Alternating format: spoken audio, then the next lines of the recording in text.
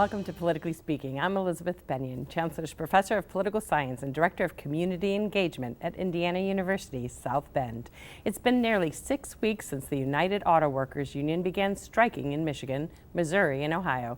Since then, the strike has grown to 22 states with over 45,000 workers walking the picket line. This is the first time the union has struck all big three automakers at the same time. To talk about this issue, we sit down with Glenn Stevens Jr., Executive Director of Mich Auto, whose mission is to promote, retain, and grow Michigan's auto industry, and Daniel Graff, labor historian and director of the Higgins Labor Program at the University of Notre Dame. Thank you both for joining us. Dan, what can you tell us about the reasons for the strike, and what do we know about the tentative agreement that Ford and the UAW have reached? Sure. Well, thanks for having me on. The Ford tentative agreement is certainly good news for all involved, I think.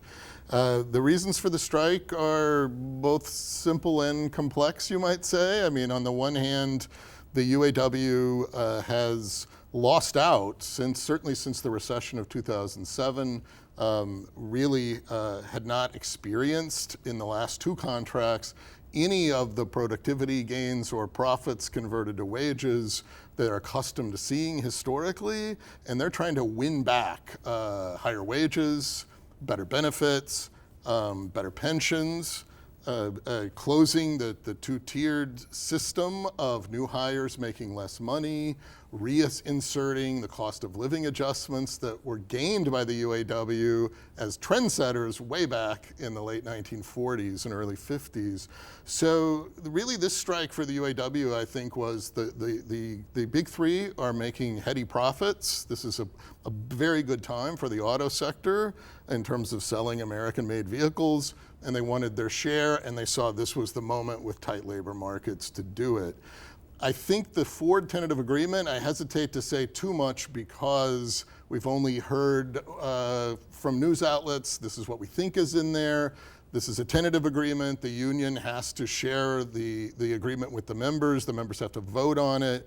But it does seem like, and the union is certainly painting it as a win, right? 25% across the board wage increases, the gaining back of cost of living adjustments, the narrowing and closing of the two-tiered system, even the right to strike over plant closures, which is something we might want to talk about a little later in thinking about the future here.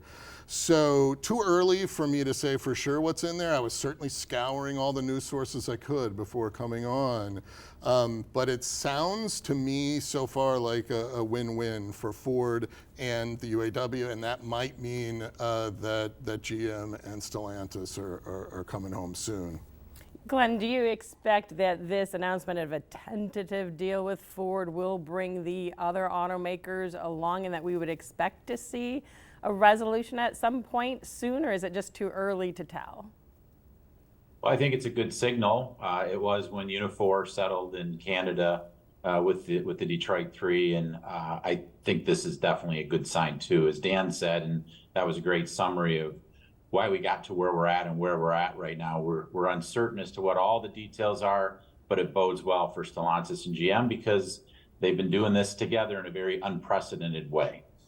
Now, how significant is it, Glenn, that the UAW did strike all three automakers at the same time?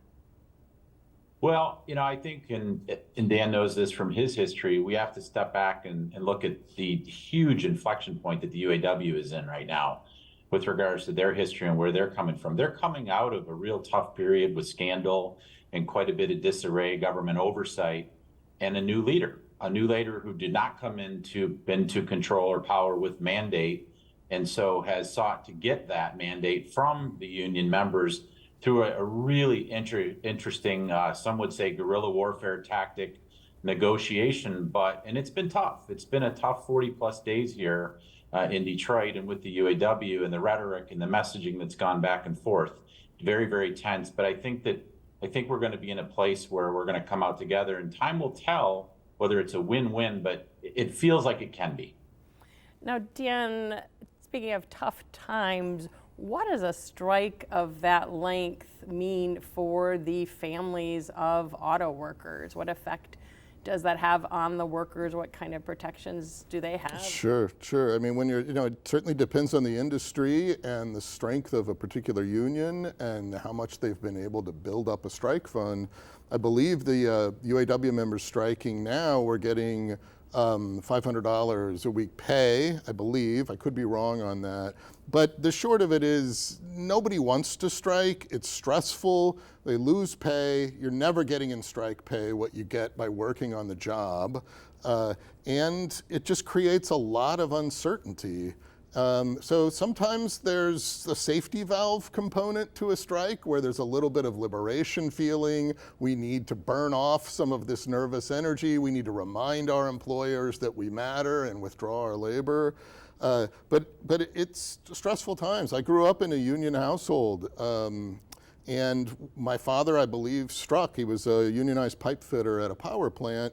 And when he was on strike, we felt it in the household, not only with tightening the budgets, but everybody was walking on eggshells because we didn't want to, sort of just create a sort of tenser situation than already was. So there's just a lot of spillover effects in families and communities. So I think ending the strike, 40 days is a long time. So I think whether the UAW will want to hold out more with GM and Stellantis, and I think Rick was right on sort of talking about trying to read Shawn Fain as a leader and what the UAW's new leadership is thinking here long term. But I certainly think it's challenging, and whenever people flippantly think that when workers strike, it's simply irresponsible, there's a lot of calculation that goes into strikes. Unions don't make these decisions lightly.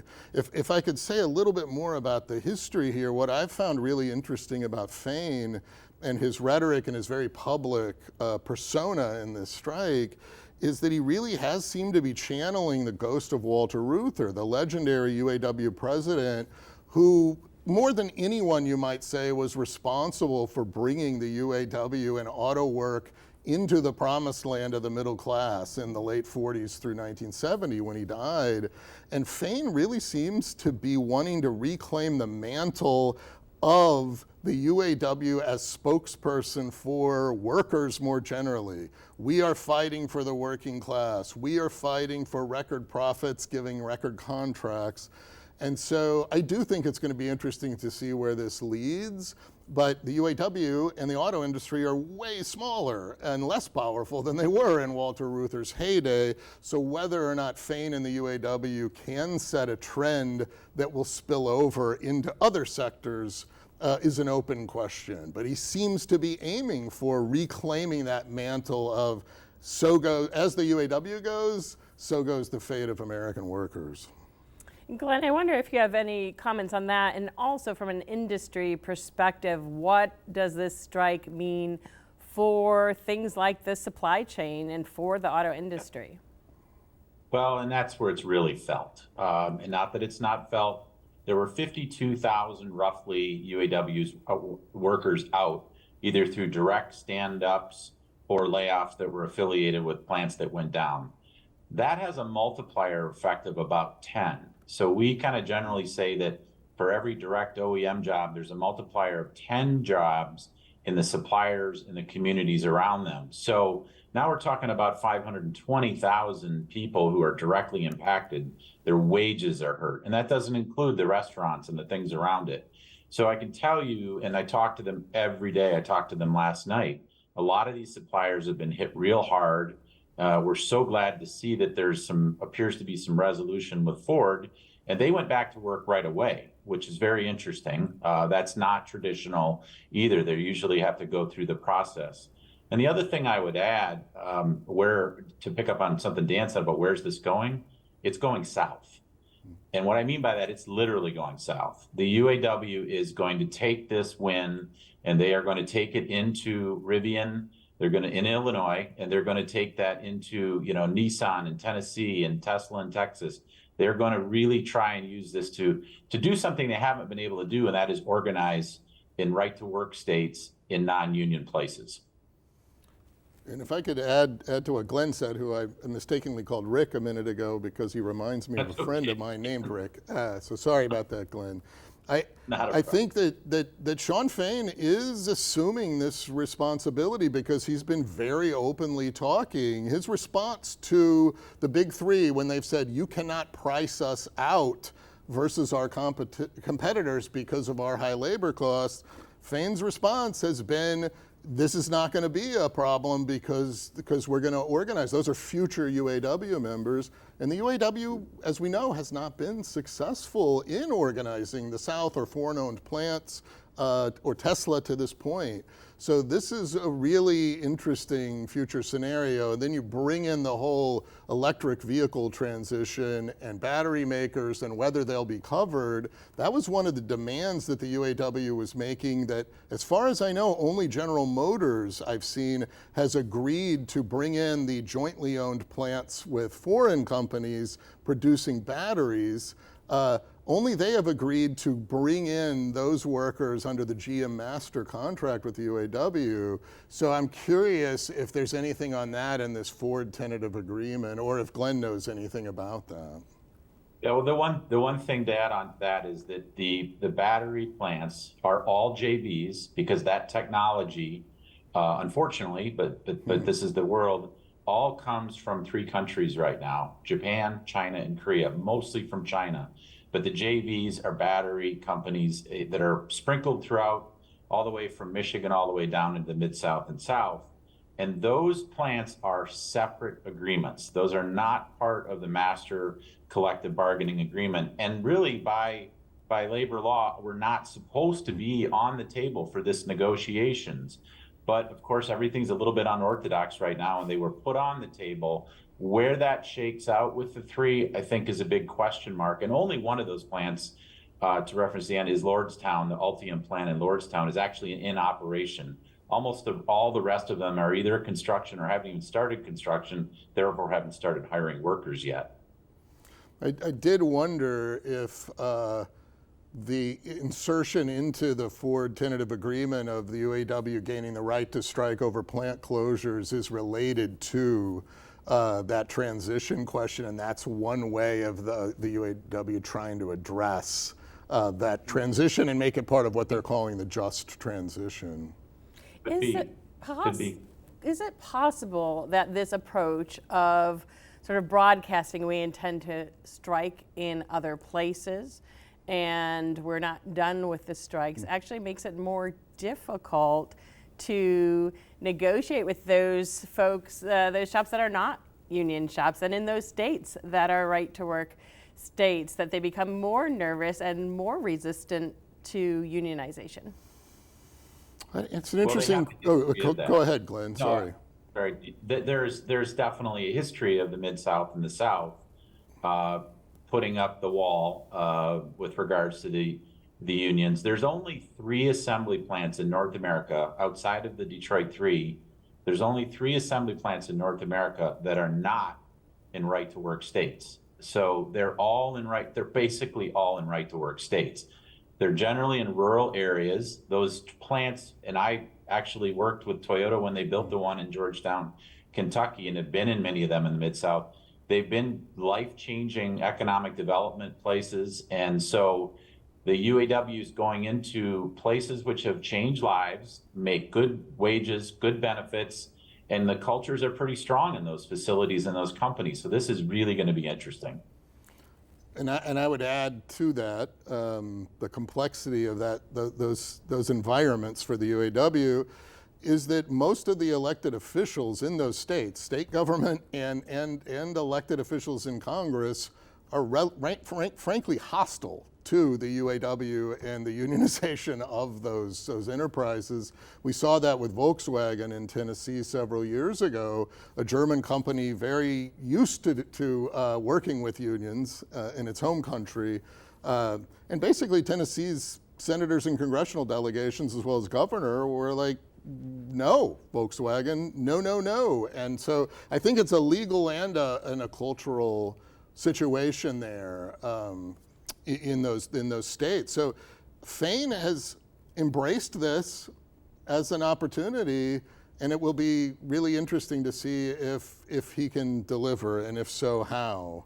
I mean, if you extend the challenges of unionizing in America today, and you just take Starbucks as an example, it's not just in southern states or right-to-work areas, right? Over 300 Starbucks stores have gone through the legal process of gaining union recognition under the federal government, and not a single one has a collective bargaining agreement because Starbucks refuses. So I think this is going to raise bigger questions in the near future as to what is the role of unions in the political economy of the country, even if lots of more workers seem to be saying we want unionization. It's a national question, I guess, is what I mean to add to what Glenn was saying.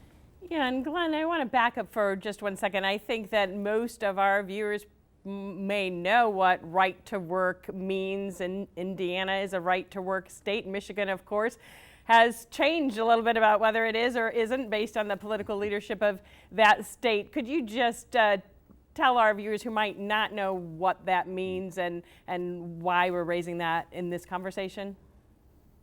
Yeah, in essence, in short form, and Dan can expound upon this, it's basically if it doesn't mean that unions aren't welcome in the state or allowed in the state. Any facility can unionize, but the worker has the choice whether or not they want to join the union and pay the union dues. And that's a big difference.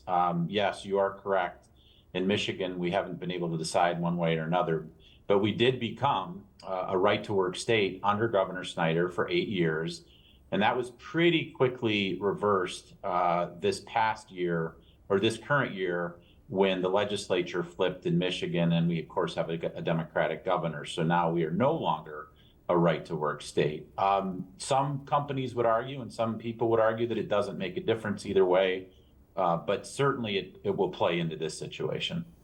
And just to add to that, as Glenn said, doesn't mean unions are illegal. Sometimes people think that that's what that means in a right to work state.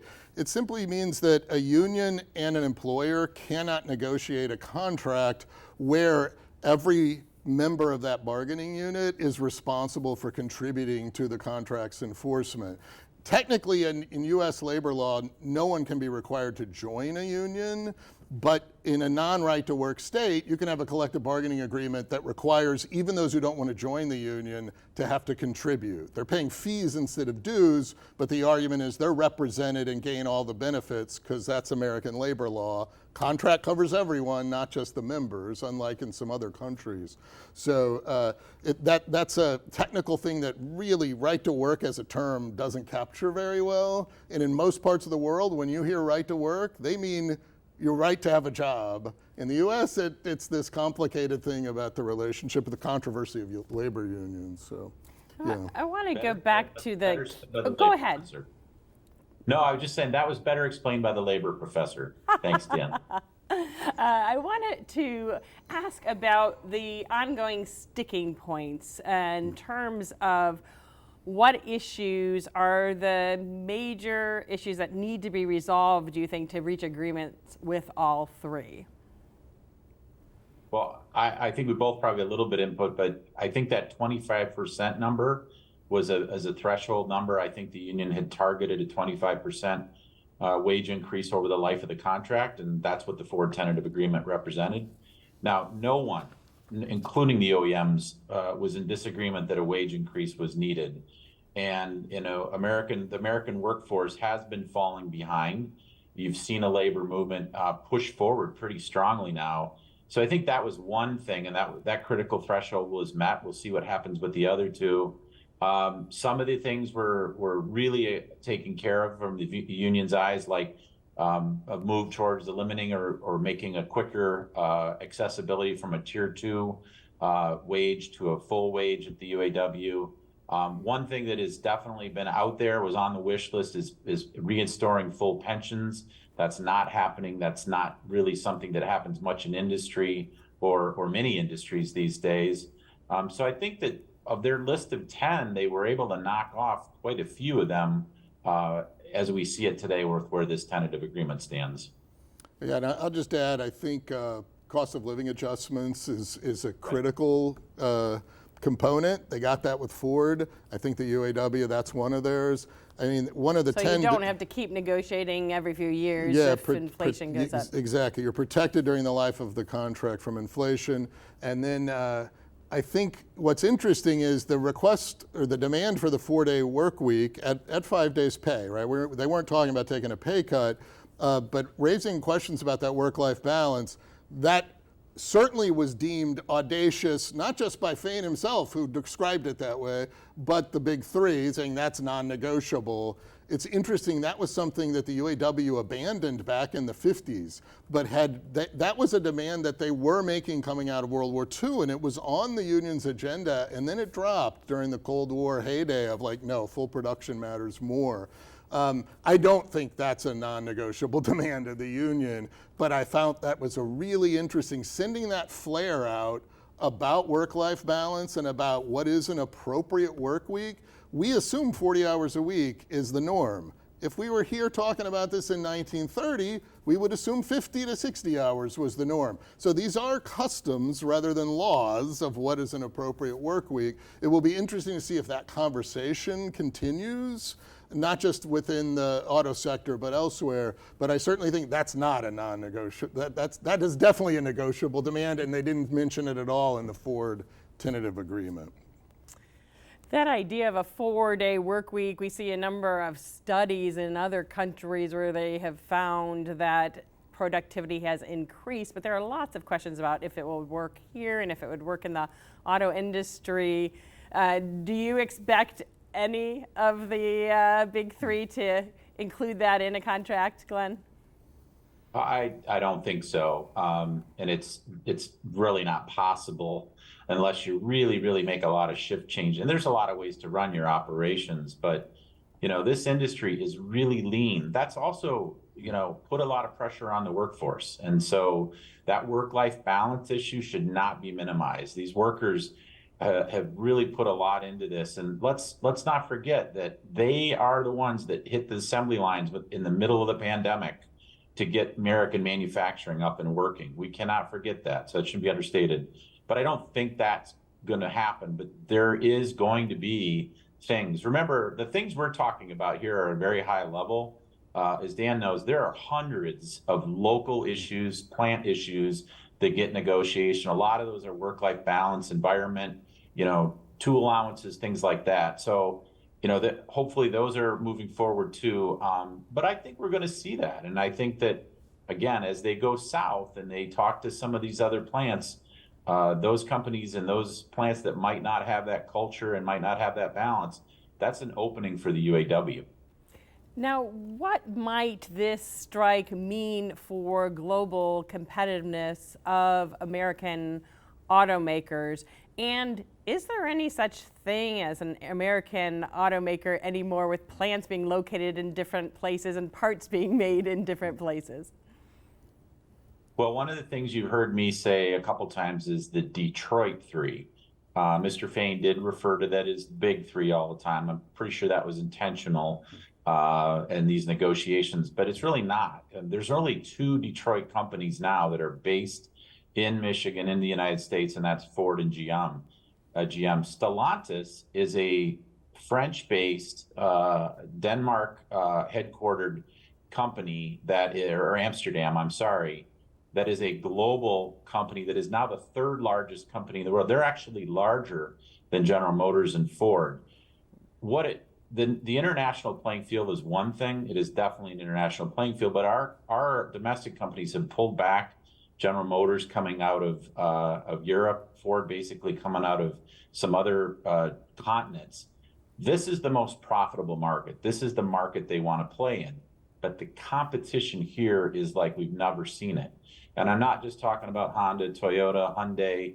Now we have Tesla. Now we have Rivian. And we have companies like BYD coming from China with low-cost, very high-tech EVs that are going to enter this market. So the ability for the Detroit Three and the labor and the UAW to work together to compete has never been more important.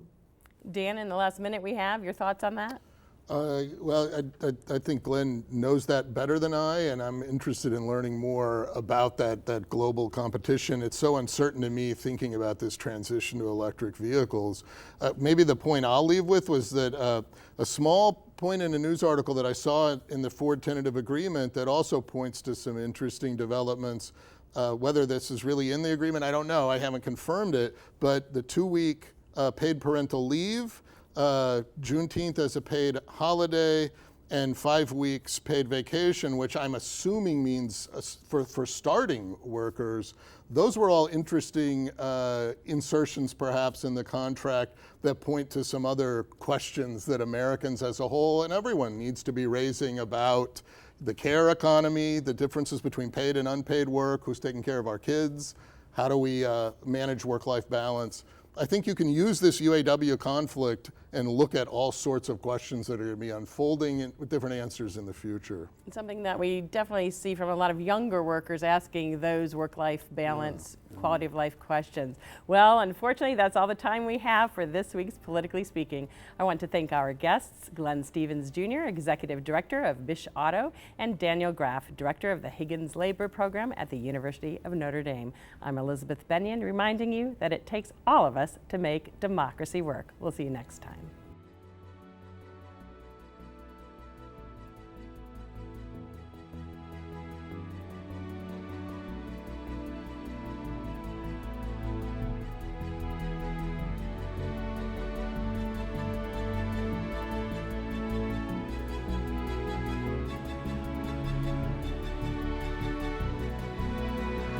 This WNIT local production has been made possible in part by viewers like you.